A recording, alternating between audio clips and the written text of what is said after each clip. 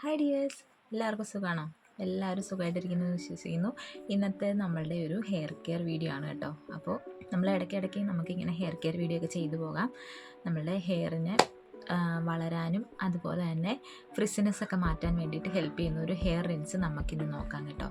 അപ്പോൾ അതിന് വേണ്ടിയിട്ട് നമുക്ക് ആദ്യം വേണ്ടത് പച്ചരിയാണ്.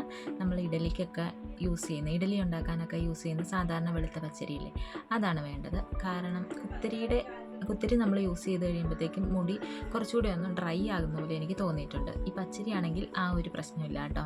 അപ്പോൾ നമ്മൾക്ക് ഒരു 2 ടേബിൾ സ്പൂൺ പച്ചരി എടുക്കുക.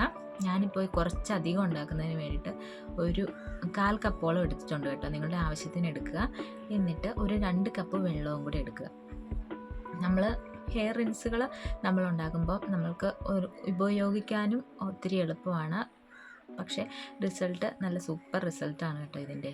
അപ്പോൾ നമുക്ക് പച്ചരി എടുക്കുക. പച്ചരി എടുത്തതിന് ശേഷം 2 കപ്പ് വെള്ളത്തിലേക്ക് ഈ പച്ചരി നല്ലതുപോലെ കഴുകിയതിന് ശേഷം ഇട്ട് കൊടുത്തൊന്ന് തിളപ്പിക്കുക.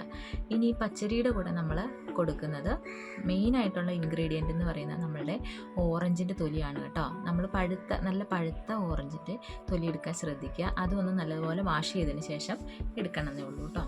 എന്നിട്ട് നല്ലതുപോലെ തിളപ്പിച്ചതിന് ശേഷം നല്ല തിള വന്നു കഴിയുമ്പോൾ ഇത് അടച്ച് വെച്ച് ഒന്നുകൂടെ ഒരു 5 മിനിറ്റും കൂടെ ലോ ഫ്ലെയിമിൽ തിളപ്പിക്കുക. എന്നിട്ട് ചൂടൊക്കെ പോയതിന് ശേഷം അരിച്ചെടുത്ത് നന്നായിട്ട് ആ ഓറഞ്ചിൻ്റെയും ആ പച്ചരിയുടെയൊക്കെ വെള്ളം ആ വെള്ളത്തിലേക്ക് ഇറങ്ങുന്ന വിധത്തിലൊന്ന് ഞെക്കിപ്പിഴിഞ്ഞ് അരിച്ചെടുക്കുക കേട്ടോ.